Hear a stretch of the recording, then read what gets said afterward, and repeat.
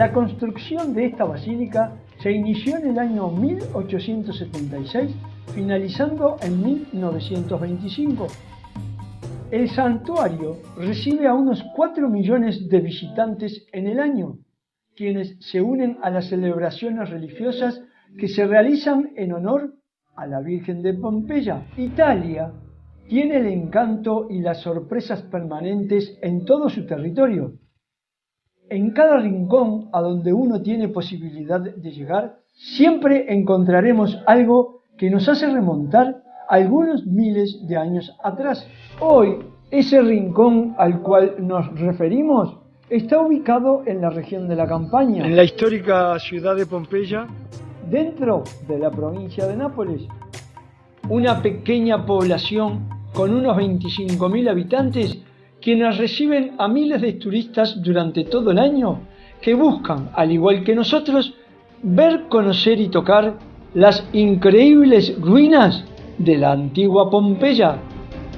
Los orígenes de los primeros pobladores de esta Pompeya no están bien establecidos por los arqueólogos, pero se cree que los samnitas llegaron a estas tierras por el siglo V a.C., quienes se ubicaban en el centro de Italia y lentamente fueron invadiendo toda esta región, formando los primeros asentamientos.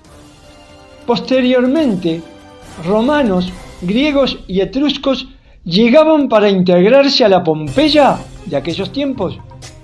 Conoceremos esta histórica ciudad, la cual junto a ustedes recorreremos sus calles observando y comentando acerca de algunas construcciones que aquí se levantaron, donde funcionaban diversas actividades, tanto públicas como privadas. En el año 89 a.C., esta población, como otras de la Campania, peleaban por integrarse al poder de Roma y a su vida social. Luego de intensas luchas, obtenían la ciudadanía romana, pasando a ser colonia de Roma. Fue entonces que esta ciudad comienza a crecer comercialmente debido a su cercanía con el mar, enclavada casi sobre el Golfo de Nápoles, transformándose en un importante eslabón de traslado de mercancías hacia Roma y el sur de Italia. En la época de los emperadores Octaviano Augusto y Tiberio, en los periodos que van entre los años 27 a.C. al 37 después de Cristo, Pompeya tuvo un destacado desarrollo económico que posibilitó el levantamiento de varios edificios dentro de esta amurallada ciudad. Metiéndonos en el anfiteatro, la arena deportiva es una gran obra de ingeniería de aquellos tiempos. Los inicios de los trabajos realizados se remontan al año 70 a.C. Es una de las más antiguas que se conocen y mejor conservadas por más de 2000 años. Tenía capacidad para 20.000 personas y se dividía en 3 sectores. En el primero concurrían los personajes importantes de la ciudad. En la parte media y superior se ubicaban el resto de los espectadores. En época de calores intensos debido al sol que caía sobre las tribunas, se extendía un gran toldo que cubría parte de las mismas. La principal actividad que aquí se desarrollaba eran los combates entre gladiadores. Por una de sus puertas entraban los competidores y por otra sacaban a los que resultaban heridos y o muertos. Según registros de entonces, en el año 62 después de Cristo se produjo un violento enfrentamiento entre pompeyanos y rivales, clausurándose este anfiteatro durante 10 años. A metros de esta arena se encuentra el viñedo del Foro Boario, lugar donde se cultivaba la uva por los habitantes de Pompeya. Aquí se han encontrado vasijas de barro enterradas bajo tierra, donde se almacenaba el vino en aquella época. Desde 1994 se inicia en este predio el cultivo de viñas en medio de las ruinas. Todos los años en este lugar se lleva a cabo el rito de la vendimia, produciéndose el vino denominado Villa dei Misteri. Según la empresa productora, dice utilizar una técnica basada en el proceso que se empleaba hace más de 2000 años atrás, controlando la temperatura de almacenamiento del licor de la uva.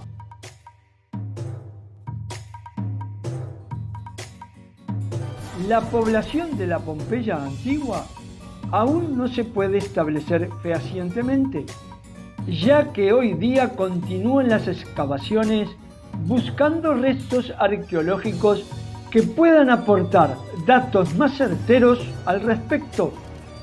Pero se estima que unos 12.000 habitantes podrían haber vivido en aquella época, previo al desastre ocurrido por causas de la naturaleza.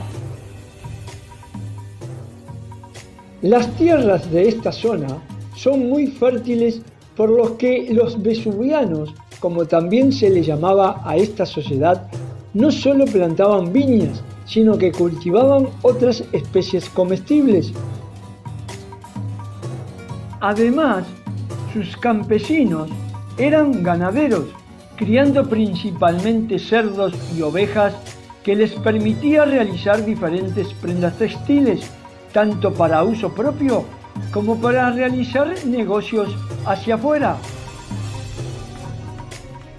En el año 62 de nuestra era, Pompeya sufrió un terrible terremoto, donde quedaron destruidos varios edificios y casas, algunos de los cuales fueron reconstruyéndose con el pasar del tiempo, hasta el fin del trágico suceso sufrido pocos años más tarde.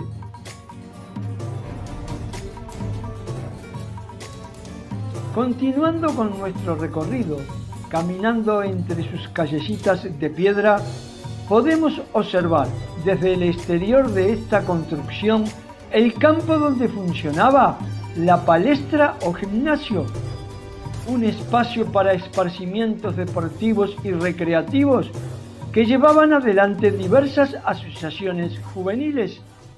Muros, paredes, pilares y bebederos de agua de la época son fieles reflejos de la excelente conservación de estas ruinas con más de 2 milenios de existencia.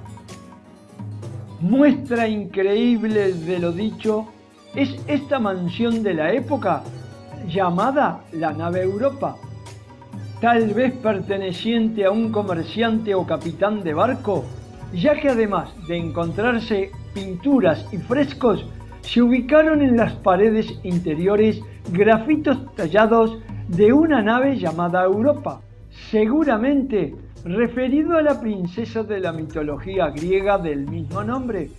Se observa en el detallado dibujo que la misma está remolcando una pequeña barca, tal vez recuerdo de un salvataje histórico. De época también es esta pequeña máquina moledora de granos.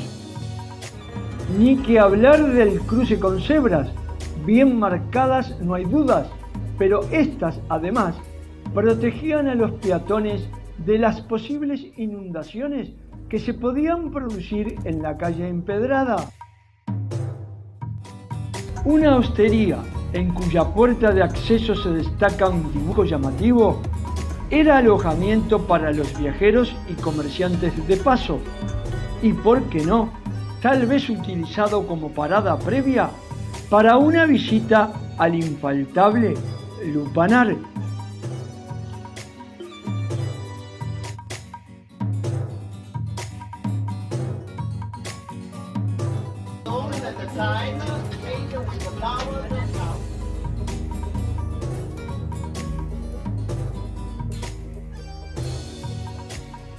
En latín, lupa tenía un doble significado, loba y también prostituta, punto de encuentro para deseos sexuales donde hacían trabajar a esclavas provenientes de Grecia y Oriente. Las pinturas que aún permanecen en sus paredes reflejan claramente ¿cuál era la finalidad de esta construcción?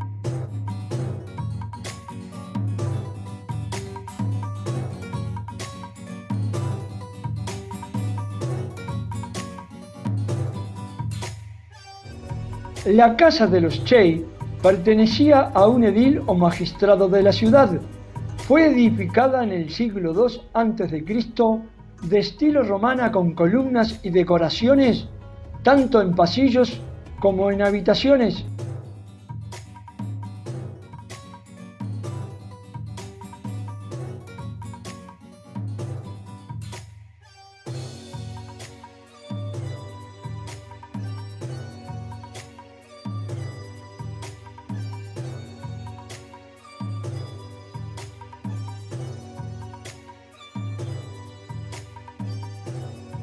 Aquí funcionaban las aguas termales, siendo el edificio más antiguo de toda Pompeya, punto de relax de los habitantes más pudientes del momento. Piletas con agua fría, tibia, caliente y vestuarios con salas separadas para mujeres y hombres era el servicio que ofrecía este lugar.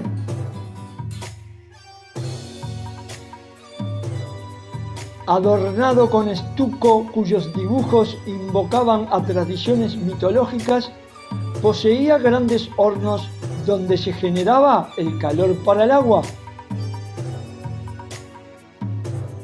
Existía un piso flotante en ladrillos de terracota y doble paredes con un pequeño espacio por donde circulaba el aire caliente, permitiendo que toda la estructura tuviera un clima termal.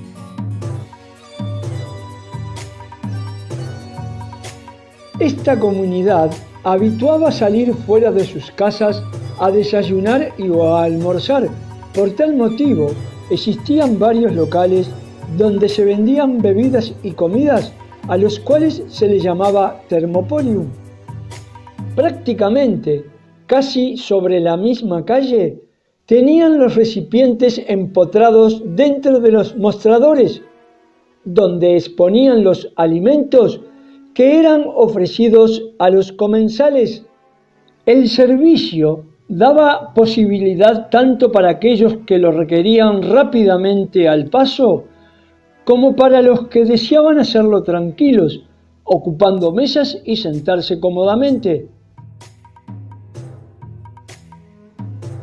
Con estucos y pinturas sobre paredes, algunos de los cuales rinden culto a dioses de la mitología romana y o griega, como las figuras de Mercurio, dios del comercio, y Baco, dios del vino.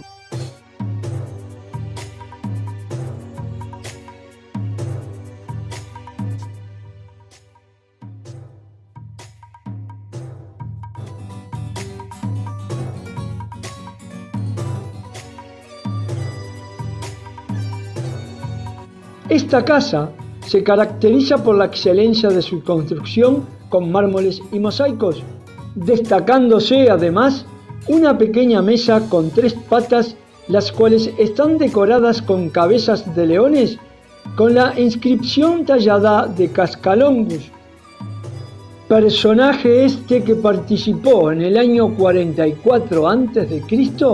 en la conspiración del asesinato de Julio César. Se presume que la mesa fue adquirida por un rico pompeyano propietario de esta mansión.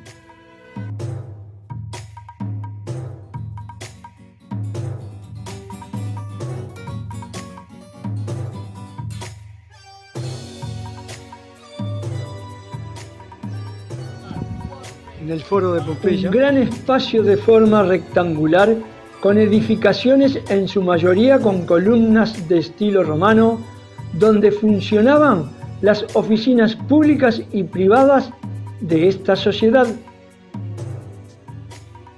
Entre los vestigios de estas ruinas se destacan los templos del emperador Vespasiano, quien reinó en el imperio en el año 69, y el templo de Apolo, uno de los principales dioses de la mitología greco-romana. En la plaza del foro se instalaba una feria con diversos puestos de venta de mercadería, por lo que se aprecian algunas de las mesas y bancos en piedra para tal motivo.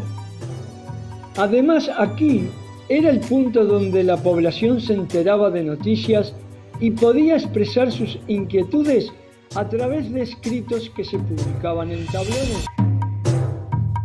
Pero, ¿qué sucedió realmente en esta Pompeya, con su arquitectura de estilo clásico romano, con excelentes construcciones, verdaderas mansiones con columnatas, paredes decoradas con pinturas, mosaicos, frescos, con jardines y huertas en sus interiores? Pues bien, este territorio era propenso a recibir temblores de tierra, los cuales ya habían causado serios daños a esta ciudad por el año 69. Enclavada a pocos kilómetros del Vesubio, este volcán entró en erupción el 24 de agosto del año 79 después de Cristo. La mayoría de sus pobladores lograron huir, pero cerca de 2000 quedaron atrapados y tapados por las cenizas que provocaban las llamas cuando la boca del volcán prácticamente explotó. El histórico suceso fue contado por un joven vesuviano llamado Plinio, quien escribió: grandes llamas brotaban del monte Vesubio. Otros habitantes que lograron sobrevivir cuentan que la tierra temblaba y el mar se transformó en una fiera indomable. Nubes de cenizas, lava y piedra pómez lograron atrapar a hombres y todo aquello que se le ponía a su paso. En pocos días, tanto Pompeya como otras pequeñas localidades linderas quedaron sepultadas bajo metros de lava y cenizas durante más de 1600 años. Fue entonces que Carlos de Borbón, rey de Nápoles en el año 1748, da orden para iniciar las primeras excavaciones en busca de la ciudad.